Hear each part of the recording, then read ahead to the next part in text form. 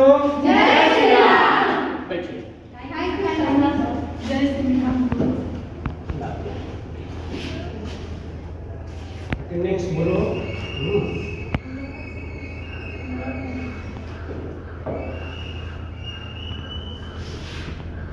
Roll number 1, जय श्री राम। 2, जय श्री राम। 3, 4, जय श्री राम।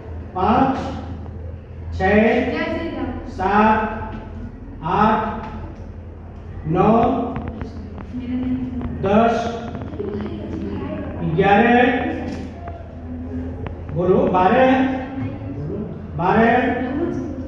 13, जय श्री राम। 14, 15, 16, 17, 18, 19, 20।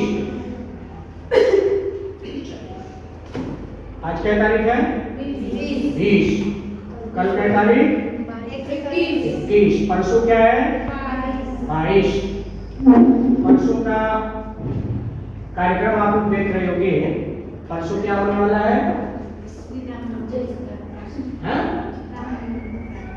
राम मंदिर है, मतलब प्राण प्रतिष्ठा का कार्यक्रम है।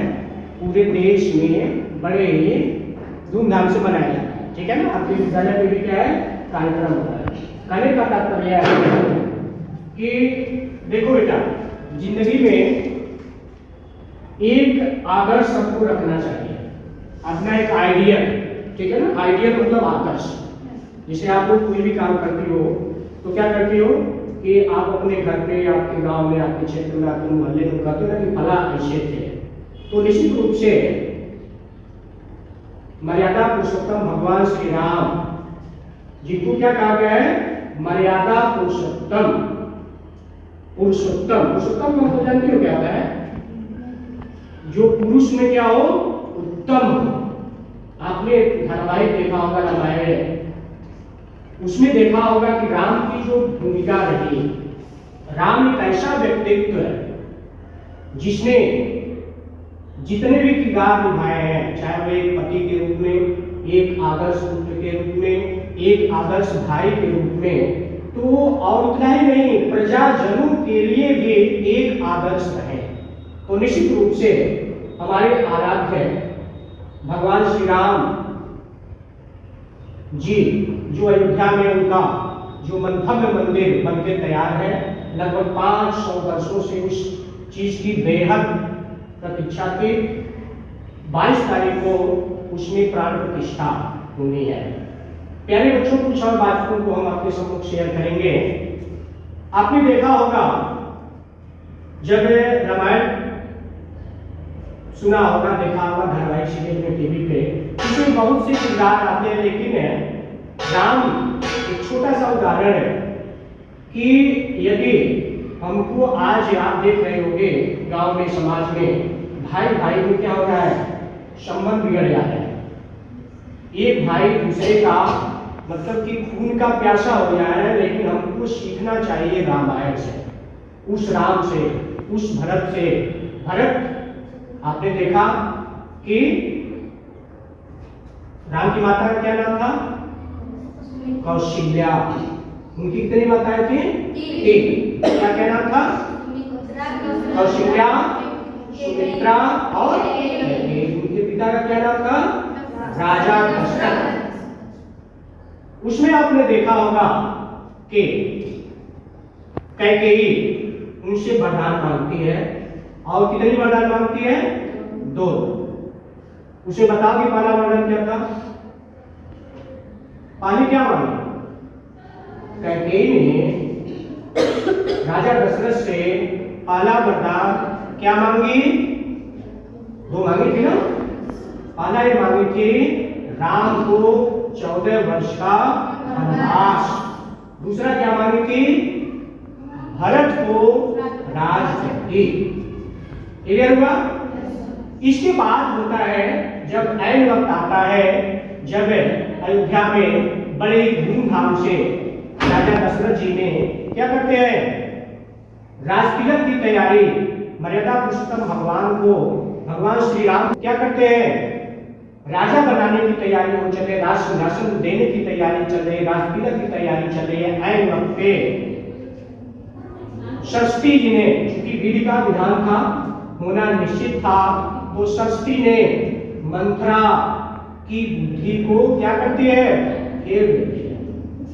और सिर्फ मंत्रा ही नहीं, कैकेयी को भी वो क्या करती है, फेर देती है। और ऐसी वरदान मांगती है जिसका दुष्परिणाम क्या होता है कि राजा दशरथ के प्राण चले जाते हैं। प्राण जाते हैं ना, जब भगवान राम कहाँ जाते हैं, वनगमन जाते हैं, अपनी भार्या भारतेश्वरी, विशेष हो गया, अपनी भारतेश्वरी जगत जननी माँ सीता को लेके साथ में, उनके साथ कौन होते हैं, उनके छोटे अनुज है लक्ष्मण। तो एक प्रसंग मैं आपको बताऊंगा कि भाई भाई के बीच कितना प्यार था। बैठो सीधा बैठो। तो उसमें आपने देखा कि जब भगवान राम अपनी भार्या के साथ, लक्ष्मण के साथ जब वन जाते हैं, तो बात में तो होता क्या है कि यदि वो भी चाहते, क्योंकि देखिए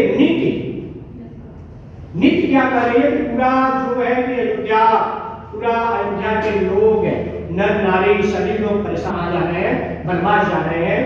क्यों जा रहे हैं, क्योंकि उनकी माता ने क्या वर मांगे थे, और इस आधार पे राम का वध होगा और उनके अनुज भरत को राज सत्ता मिलेगी।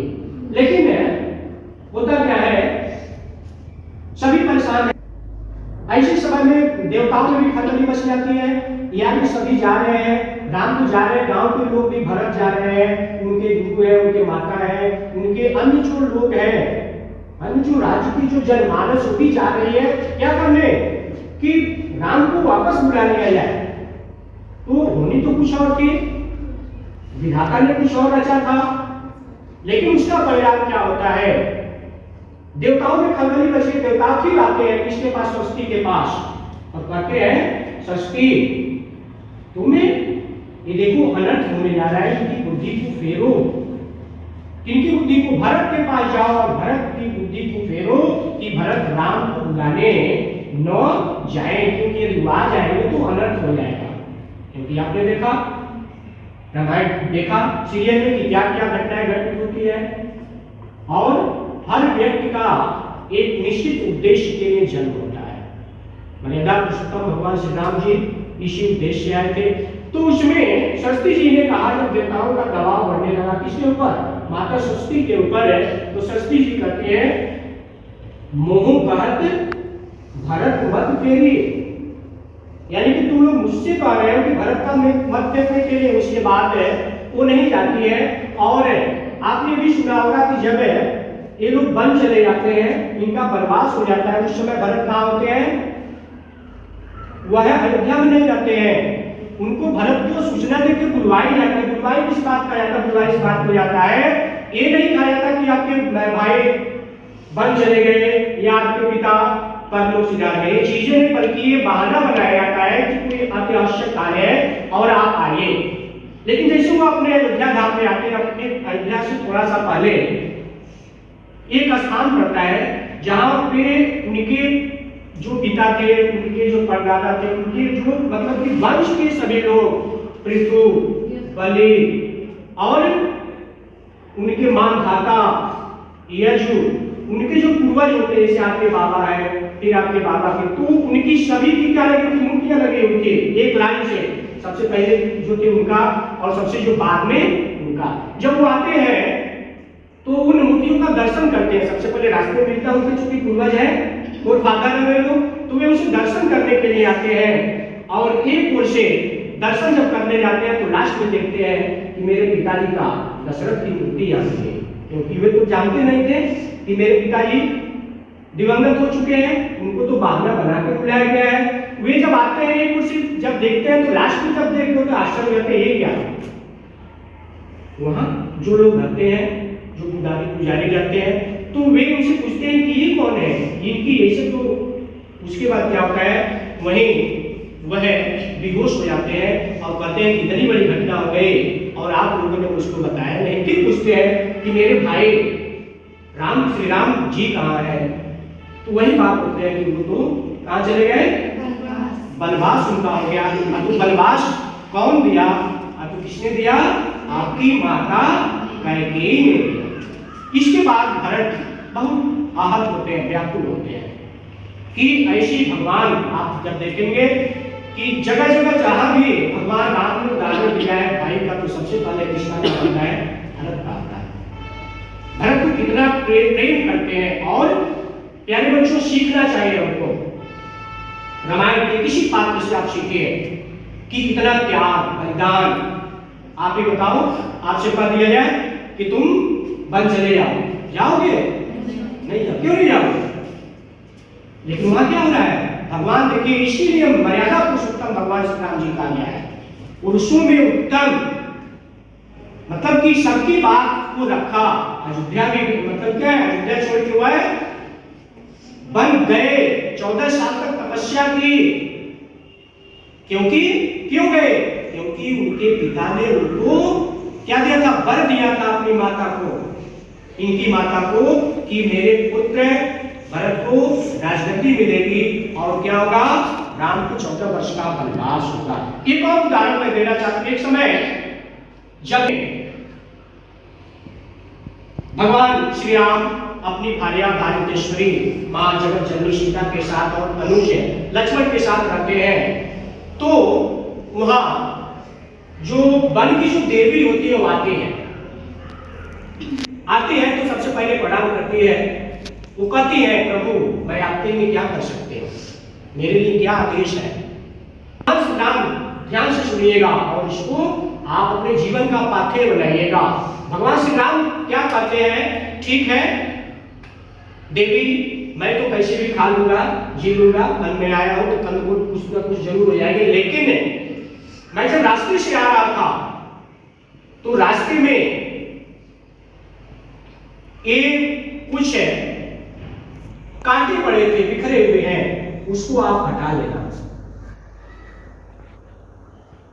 बल जो देवी थी उनकी हिम्मत तो नहीं है कि दोबारा सवाल करने की, लेकिन कहते जी महाराज मैं तो हटा लूंगी, लेकिन मेरे मन में एक अभिलाषा है, उत्कंठा है, जिज्ञासा हो रही है कि जब आप चले आए हैं तो फिर उस कांटे को जहां से आप लांघते जा रहे हैं, फिर उस कांटे को हटाने का क्या मतलब है? ध्यान से सुनिएगा। भगवान पुरुषोत्तम श्री राम जी क्या कहते हैं? ठीक है मैं तो कैसे आ गया, लेकिन यदि कहीं मुझको ढूंढता मेरा भाई भरत यदि आएगा तो ये कांटे उसको न चुभे। किसने कहा? भगवान श्री राम जी ने कहा। किसने कहा? वन देवी से कहा। ठीक अब देखिए, फिर उसके दिमाग में फिर उपज रहा है भावना, जागृति हो रही है वन देवी के मन मस्तिष्क में। लेकिन फिर कहती है, प्रभु यदि आदेश हो तो मेरी एक और इच्छा है, मैं पूछ सकता हूँ? कहते हैं पूछो। फिर कहते हैं कि वह अयोध्या का राजा, अब तो राजपाट उनको मिल गया था ना भरत को, वह चतुरंगनी सेना का सेनापति आपका अनुज भरत क्या इतना कोमल है, क्या इतना नाजुक है जो चतुरंगनी सेना को लेकर चलता है? उसके रास्ते में भी कांटे आ जाए तो क्या होगा? उसको सह नहीं सकता है। तो भगवान राम जी क्या जवाब देते हैं सुनिएगा। नहीं, वह तो वज्र के समान है, उसके सीने से तो वज्र भी परास्त हो जाता है, वज्र भी टूट जाता है। लेकिन कष्ट इस बात की है देवी, यदि उस रास्ते से आएगा और जरा भी कांटा यदि उसको चुभेगा तो दर्द उसको चुभने से नहीं होगा, बल्कि दर्द इस बात का होगा कि हमारे कारण, मेरे कारण, मेरी माता के कारण मेरे भैया को ये अपमान सहना पड़ा। तो निश्चित रूप से प्यारे बच्चों ज्यादा कुछ नहीं बताएंगे आप। और मैं शुरू में बताया कि अपनी एक आइकॉन को, अपने एक आदर्श को रखना चाहिए। आपके समाज में, आपके देश में बहुत से ऐसे पर्सनालिटी, बहुत से ऐसे व्यक्तित्व को विषय में आपने देखा होगा, सुना होगा, पढ़ा होगा। उसमें एक जो आपको बेहतर लगे उसकी कॉपी करनी चाहिए। और मैं तो बात बताता हूँ कि अच्छाई यदि ज्ञान कहीं से भी आपको मिल जाए तो क्या करना चाहिए? ज्ञान हासिल करना चाहिए, ज्ञान को लेना चाहिए। इसी के साथ फिर हम सभी लोग बोलेंगे एक साथ जय